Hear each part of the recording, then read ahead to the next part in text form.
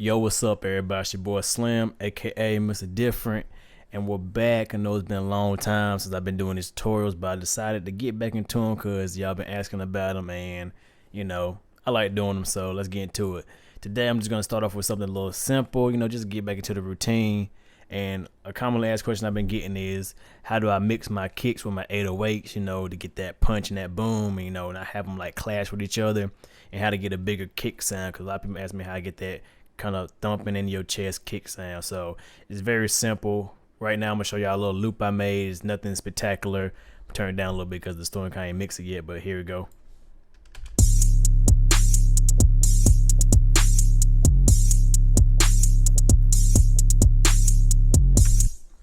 As you can see, it's pretty simple loop, but it's nothing spectacular with it. But I'm gonna show you how to get, right now we're just gonna focus on this part, the kick and the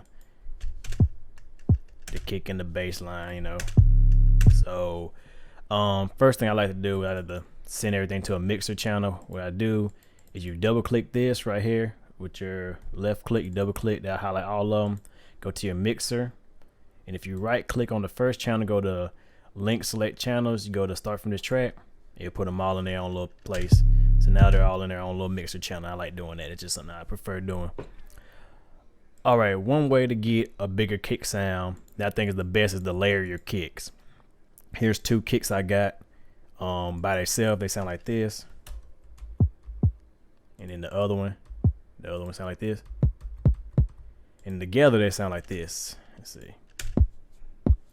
As you can see, it don't sound like nothing. By themselves they sound better, right? But I'm gonna show you a little trick. When you're layering kicks such as this, like kick drums, a good thing to do, I always do, is reverse the polarity. Which if you just click one of them, I click the second one, and they go to reverse polarity. Now when you play them together, it's a little bit more, if I turn it up, you can hear it better. Sounds a lot better than just by itself. See, so that's one way to get a bigger kick sound that I prefer. Instead of having to EQ and all that, just layer your kicks, reverse the polarity of one of them, and boom, you got a bigger kick sound automatically. Usually I use a kick with some low end and then use another kick with some high end, and then that pretty much does the job if you're in a quick hurry and you just want like a quick, little mix. All right, and then for the 808s, what I like to do, let's go to 808. AC, this 808 has a little distortion to it. It's already like that. I got out of the Pablo Production Toolkit number 3, so you need to cop that if you ever get a chance.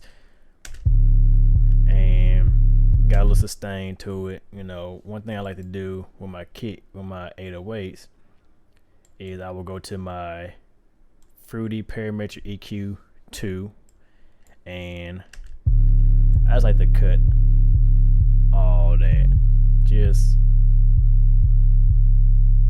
right about there, which is, I don't like none of that.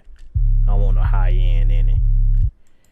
And then for my kicks, I do the same thing, but we'll go to the Parametric EQ 2, and let's mute there we go. And I will cut some of the low. I just go to about, I say about 60 hertz. And then I'll do the same with the second one, Parametric EQ 2. The reason I like Parametric EQ 2 is because you can see the frequencies you're affecting.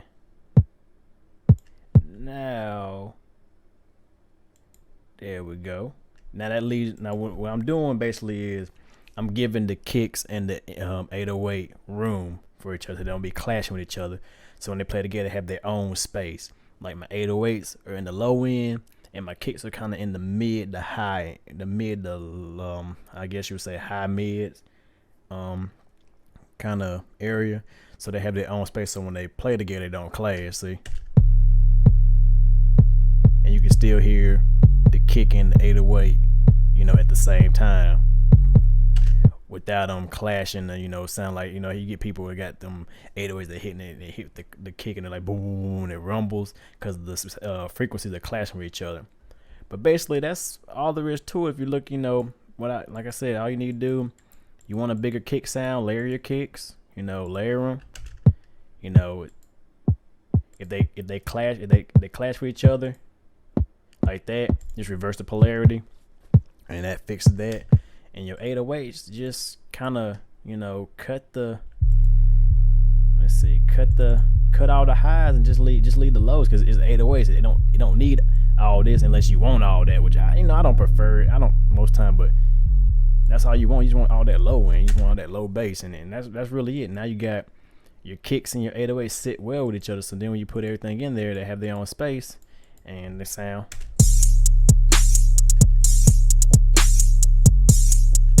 And you can hear everything. That's just a good, quick little mixing tip from me to you. Hope y'all enjoyed it. Hope it's helpful.